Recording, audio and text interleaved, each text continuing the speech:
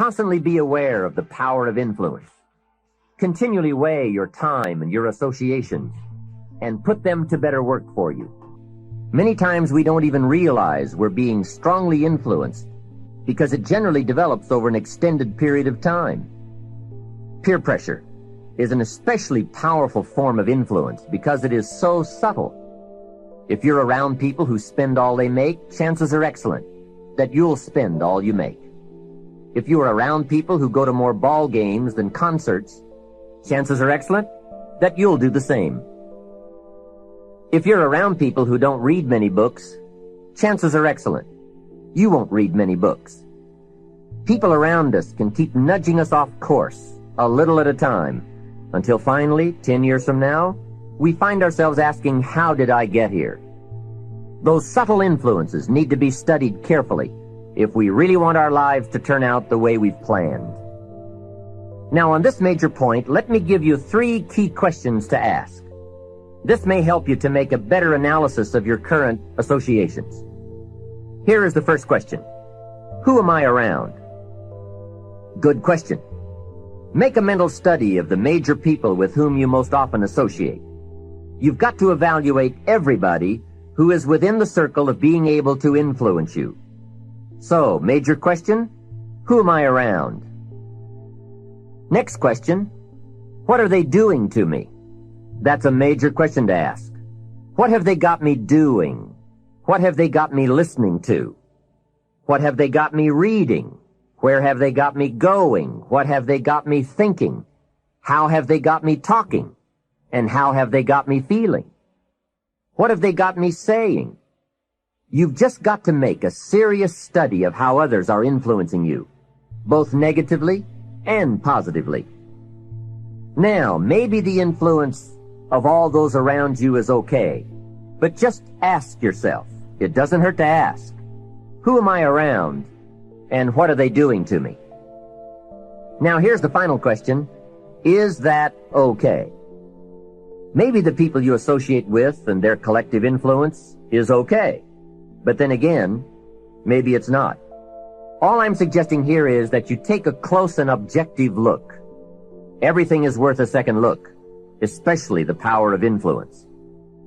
Positive influence can have an incredible effect on your life, but so can negative influence. Both will take you somewhere, but only one will take you in the direction you truly wish to go. It's so easy just to dismiss the things that influence our lives. The man says, I live here, but I don't think it matters. I'm around these people, but I don't think it hurts. I would take another look at that. I've got a good phrase for you. Everything matters. Now, sure, some things matter more than others, but everything matters. Everything weighs something. So you've got to keep checking to find out whether associations are tipping the scales toward the positive or toward the negative. It doesn't hurt to look, right? Ignorance is never the best policy. Finding out is the best policy. Remember, part of the purpose of this program is to get us to say, the days of kidding myself are over. I really want to know what I have become and what I am becoming. I want to know where my strengths and my weaknesses lie. What has power over me? What's influencing me? What have I allowed to affect my life? Perhaps you've heard the story of the little bird. He had his wing over his eye and he was crying. The owl said to the little bird, "You're crying." "Yes," said the little bird, and he pulled his wing away from his eye. "Oh, I see," said the owl. "You're crying because the big bird pecked out your eye." And the little bird said, "No, I'm not crying because the big bird pecked out my eye. I'm crying because I let him." Hey, it's easy to let influences shape our lives, to let associations determine our direction, to let persuasions overwhelm us, to let tides take us, to let pressures make us. The big question is, are we letting ourselves become what we wish to become? In this most important subject of association, here are some actions you may want to take. First, disassociation. You may, after a study of those 3 questions, who am I around, what are they doing to me, and is that okay, you may come to the serious conclusion that there are some people you just have to break away from. I'm not saying that it's an easy step to take, and it's not to be taken lightly. However, I am saying it may be an essential task. You may just have to make that hard choice not to let certain negative influences affect you anymore. Remember, it could be a choice that saves the quality of your life. The second action you may want to take is limited association. It could well be that you are spending too much time in a certain area of your life with a certain group of people. It's easy to put time and effort in the wrong place. The guy spends 3 hours at the ball game and 30 minutes listening to the sermon. See, that's called out of balance. 30 minutes for spirituality, 3 hours for entertainment. That doesn't weigh well 5 years from now, 10 years from now, when you take a look at the sum total of your values in your life. Here's one of the easy ways to end up with a mediocre average life: spending major time on minor things. Sophisticated people learn to weigh everything before they spend time or money. You've got to weigh before you pay. Whether you're going to spend heavy time or light time, you've just got to weigh. Otherwise, if you're not careful, you can get trapped into spending heavyweight time with lightweight people. Now, it's okay to have casual friends as long as you give them casual time, not serious time. Spend major time with major influence and minor time with minor influence. It's so easy to do just the opposite, but don't let it be said that you fell into that trap. So maybe all you need to do to change some of the influences in your life is not to eliminate them, but merely limit them. Say, I have a good time with these people, but I'm not going to spend days and days with them anymore. I'm just going to cut that down and save some of that time for more major people and more major enterprises. Remember, it's your life. You can spend your time with whomever you want and whenever you want. But you didn't invest in this program for me to kid you. Take a look at your priorities and your values. We have so little time at our disposal. Wouldn't it make sense to invest it wisely? If you have only $100 in your pocket, it's okay to spend 20 for fun and put 80 toward your important values and commitments. But would you be happy reversing those percentages? Better to put the majority of your money where you know it will get you a positive return, rather than put it where the taste is brief and the results are poor. Of course, you must be the judge. You must determine whether the situation and the people call for disassociation or limited association. But remember, if it isn't taking you where you want to be 5 years from now, 10 years from now, now is the time to fix it. The third process is the one I most strongly suggest you begin, and that is called expanded association. That is, spending more time with the right people. People of substance and culture, people who understand philosophy and discipline, people of accomplishment and character. Many years ago, Mr. Shoaff said to me, Mr. Rohn, if you truly wish to be successful, you've got to get around the right people.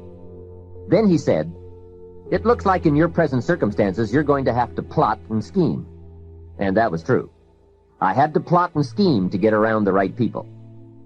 On some of those early opportunities I had to be around successful people, I would park my car a couple of blocks away.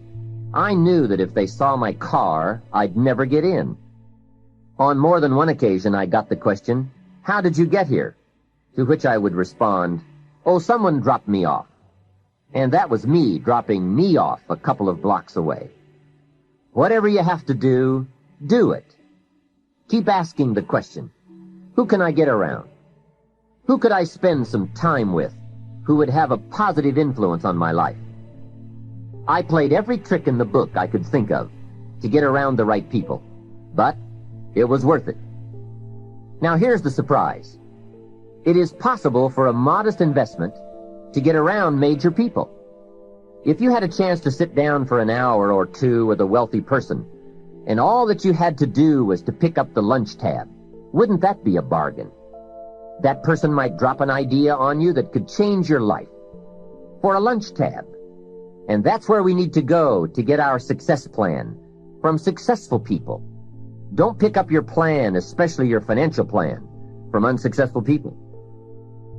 Here is something else exciting. It's possible for people of modest means to start a wealth plan.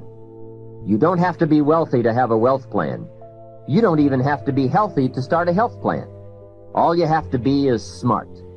Smart enough to say, hey, I've got the wrong plan, and I'm going to get around someone who has a better plan and make it my plan. So, find some successful people to help you fill out your success plan. Find somebody healthy to get your better health plan going. Find somebody living a unique lifestyle to develop your lifestyle plan. This is called association on purpose, getting around the right people by expanding your circle of influence.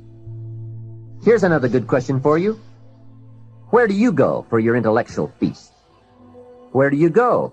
Pity the man who has a favorite restaurant, but not a favorite thinker. He's picked out a favorite place to feed his body, but he doesn't have a favorite place to feed his mind. One way to associate with people of influence is through their writings, books, cassette tapes, whatever you can pick up.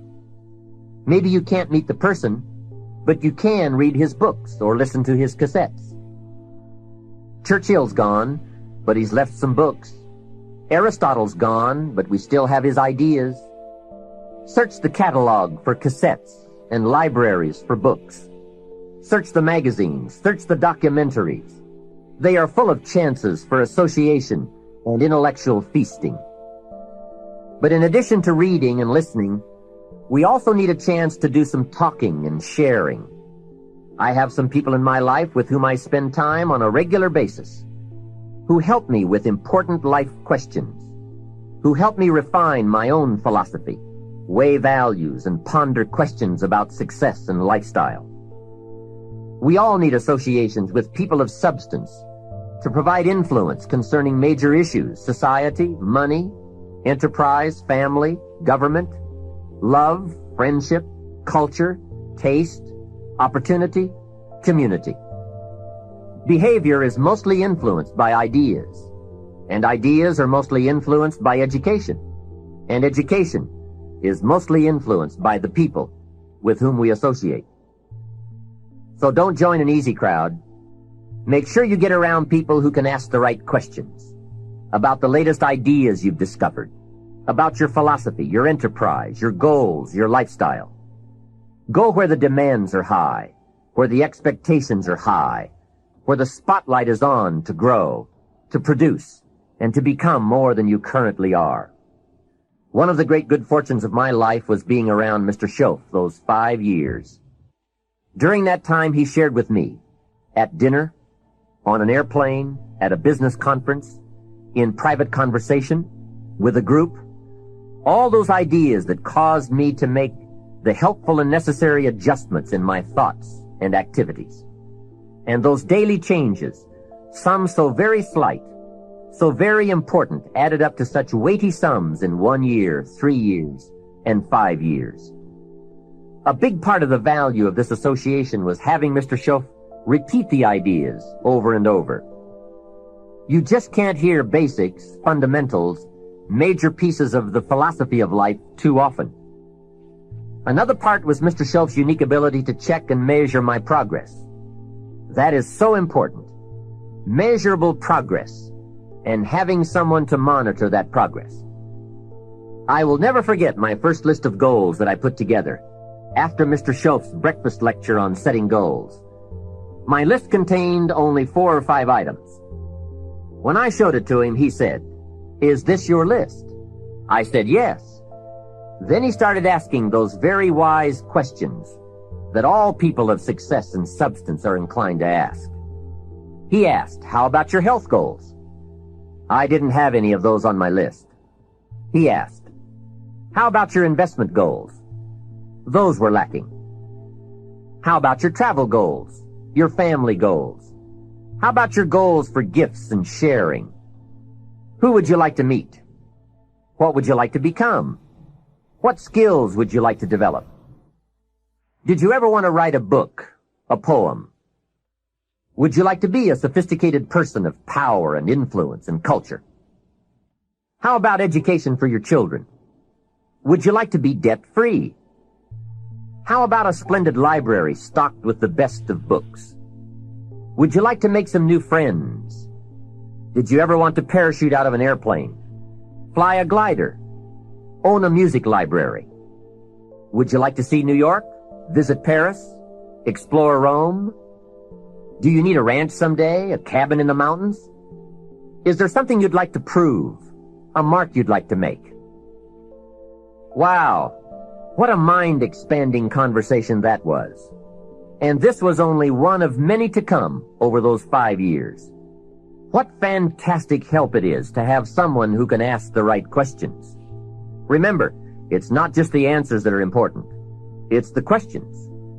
Some of the most valuable influence comes from people with the awareness and skill to ask the major questions. Here's a project you might consider. Choose 2 or 3 people for whom you have a great respect. Ask each of them to make a list of the major questions they would ask if they wanted to help someone make the best choice that would lead to a successful and happy life. If you get 3 lists, you will be surprised at the difference among them. Successful people approach life from a variety of experiences and a variety of attitudes. Now from these questions, you may get enough homework to get busy on for years to come. Another benefit of my association with Mr. Shoaff was that I kept growing in experience, knowledge, and accomplishment, and was able to bring all that value to the same basic questions. What a learning experience that was. Some of the early questions I had shrugged off, I now saw a growing importance they had. It was really my education that was changing, not the questions. It's like reading the Bible or listening to cassettes. When you have some added, measurable experience, you now bring to the reading and listening a new worth. You now listen and read at a new level. And the substance gleaned, the wisdom gathered from that new level can well be where your fortune and the best of your lifestyle can be developed. One more thought, and that is, strive to become the kind of person that people of quality and substance would want to be associated with. Become a person of skillful language, positive attitude, well-read and well-disciplined, a person of culture and intelligence. You will be uniquely rewarded by this reputation, drawing exciting people to you. Remember, to attract valuable people, you must be attractive. Never underestimate the power of influence. What an important statement. The influence of those around us is so powerful.